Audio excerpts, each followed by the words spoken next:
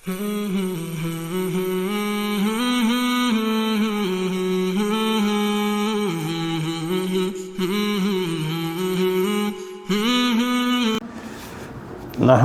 نصلی علی رسولہ الکریم اما بعد فاعوذ باللہ من الشیطان الرجیم بسم اللہ الرحمن الرحیم۔ محترم ناظرین، السلام علیکم ورحمۃ اللہ وبرکاتہ۔ حضرت انس رضی اللہ تعالیٰ عنہ سے روایت ہے کہ رسول اللہ صلی اللہ علیہ وآلہ وسلم نے ارشاد فرمایا، جس نے میرے کسی امتی کی حاجت پوری کر دی تاکہ اس کو خوش کرے تو اس نے مجھے خوش کیا، اور جس نے مجھے خوش کیا اس نے اللہ کو خوش کیا، اور جس نے اللہ کو خوش کیا اللہ اس کو جنت میں داخل فرمائے گا۔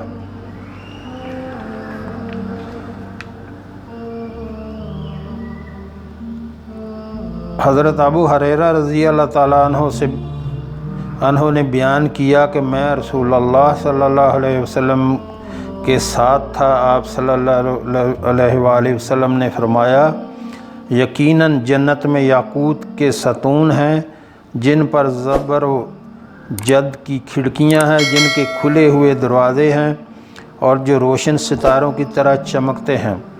صحابہ کرام رضوان اللہ اجمعین نے عرض کیا، یا رسول اللہ صلی اللہ علیہ وآلہ وسلم، ان میں کون رہے گا؟ آپ صلی اللہ علیہ وآلہ وسلم نے فرمایا، اللہ کی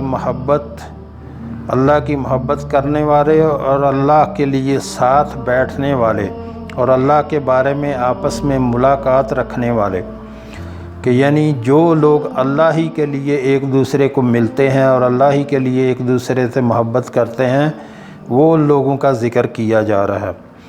ایک حدیث میں فرمایا سرور دو عالم صلی اللہ علیہ وآلہ وسلم نے کہ بے شک اللہ تعالیٰ قیامت کے روز فرمائیں گے، کہاں ہیں میری عظمت کی وجہ سے آپس میں محبت کرنے والے؟ آج میں ان کو اپنے سایہ میں رکھوں گا، جب کہ میرے سایہ کے سوا کوئی سایہ نہیں ہوگا۔ ایک حدیث میں حضرت ابن عباس رضی اللہ تعالیٰ عنہ نے بیان فرمایا کہ ایک مرتبہ رسول اللہ صلی اللہ علیہ وسلم نے حضرت ابو ذر رضی اللہ تعالیٰ عنہ سے فرمایا، اے ابو ذر، بتاؤ ایمان کا کون سا کڑا زیادہ مضبوط ہے؟ انہوں نے عرض کیا، اللہ اور اس کا رسول صلی اللہ علیہ وآلہ وسلم خوب جانتے ہیں۔ آپ صلی اللہ علیہ وسلم نے فرمایا، اچھا سنو، وہ کڑا یہ ہے کہ اللہ کے بارے میں ایک دوسرے کی مدد کرنا اور اللہ کے بارے میں محبت کرنا اور اللہ کے بارے میں بغض رکھنا، یعنی اگر آپ کسی سے ناراضگی رکھتے ہیں تو وہ بھی اللہ ہی کے لیے رکھیں۔ ایک حدیث میں فرمایا سرور عالم صلی اللہ علیہ وسلم کہ اللہ کی رضامندی والد کی رضامندی میں ہے اور اللہ کی ناراضگی والد کی ناراضگی میں ہے۔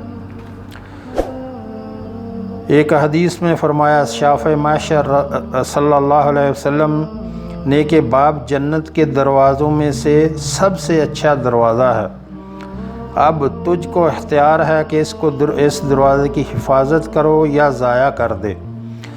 یعنی کہ ماں کے قدموں کے نیچے اگر جنت ہے کہ باپ کا، تو باپ جو ہے وہ جنت کا دروازہ ہے۔ اگر کسی نے باپ کو ناراض کر کے موت پائی تو جنت کا دروازہ اس کے لیے کبھی کھل نہ سکے گا۔ تو اس لیے یہ خیال رکھا جائے کہ باپ کی ناراضگی اللہ کی ناراضگی ہے، باپ کی ناراضگی سے ہمیشہ بچیں۔ ایک حدیث میں حضرت ابو امامہ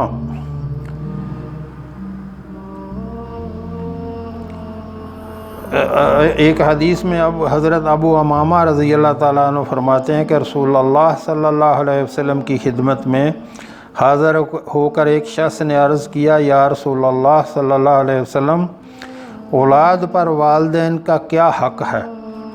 آپ صلی اللہ علیہ وآلہ وسلم نے فرمایا، وہ دونوں تیرے لیے جنت اور دوزخ ہیں۔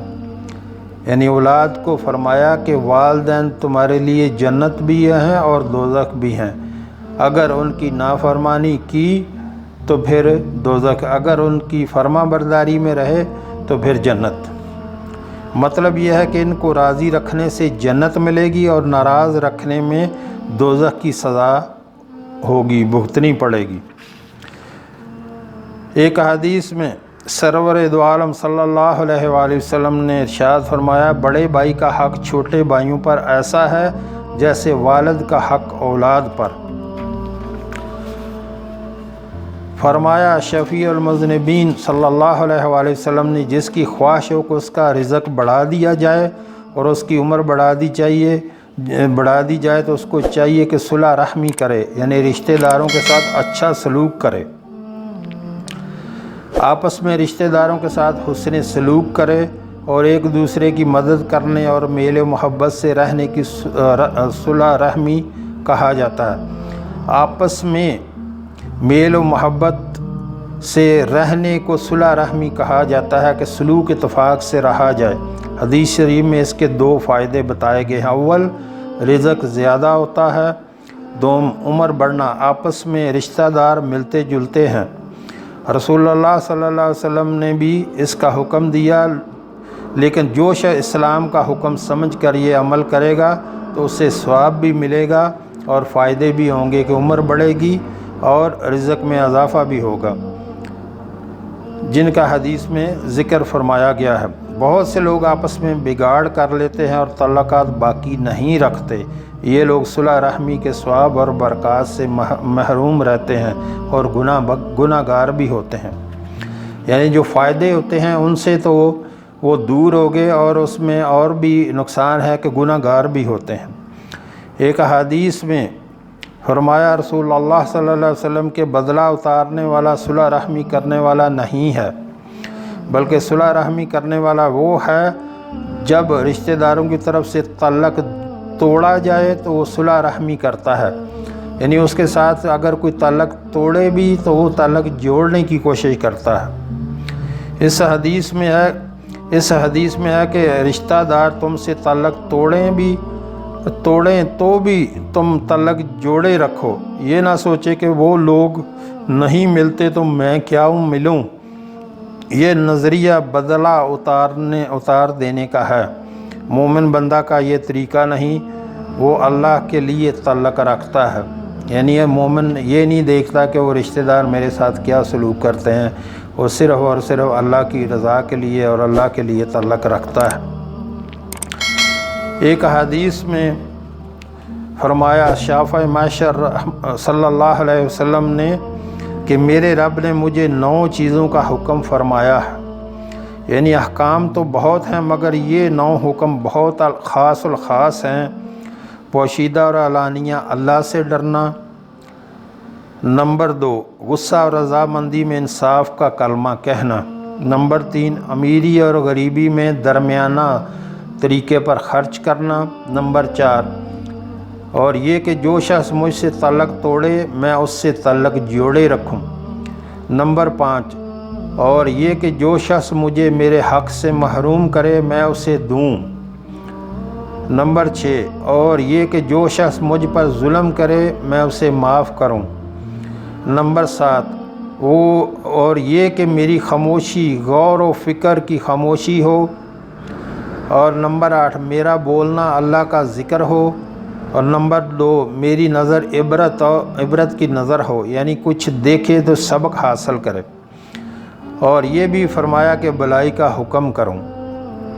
تو ہر مسلمان کو چاہیے کہ خود جو ہے وہ بھلائی کے کام کرے، نیکی کے کام کرے اور دوسرے کو نیکی کی تلقین کرے، اس کو نیکی کی طرف بلائے۔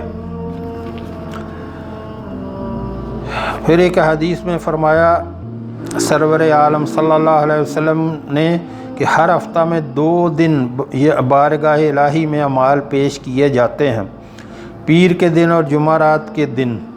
پھر ہر مومن بندہ کی مغفرت کر دی جاتی ہے سوائے اس شخص کے جس کے دل میں مسلمان بھائی کی طرف سے کینہ ہو۔ اللہ کی طرف سے ارشاد ہوتا ہے کہ ان دونوں کو چھوڑ دو جب تک آپس میں صلح نہ کر لیں، یعنی اللہ کی طرف سے جو ہے وہ یہ ان کا معاملہ پینڈنگ کر دیا جاتا ہے کہ ان کا جو ہے جب تک یہ صلح نہ کر لیں ان کا معاملہ پینڈنگ رکھو، باقی سب کی جو ہے مغفرت ہو جاتی ہے۔ ایک حدیث میں فرمایا رسول اللہ صلی اللہ علیہ وسلم نے کہ قطع رحمی کرنے والا جنت میں داخل نہ ہوگا، یعنی لڑائی جھگڑے کرنے والا، رشتوں میں پھوٹ ڈلوانے والا، رشتہ داروں کو توڑنے والا جنت میں داخل نہ ہوگا۔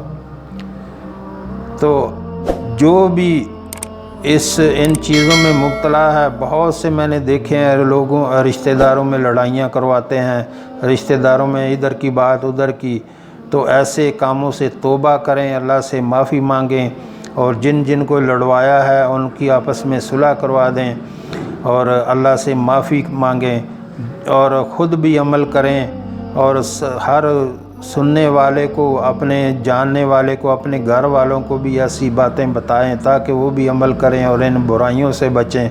یہ مختصر سی زندگی ہے، اس میں لڑائی جھگڑے کر کے جو ہے اپنے آپ کو برباد نہ کریں، خوشیاں اپنی برباد نہ کریں۔ جو ہم نے پڑھا، جو ہم نے سنا، اللہ ہمیں اس پر عمل کی توفیق عطا فرمائے۔ وآخر دعوانا الحمدللہ رب العالمین۔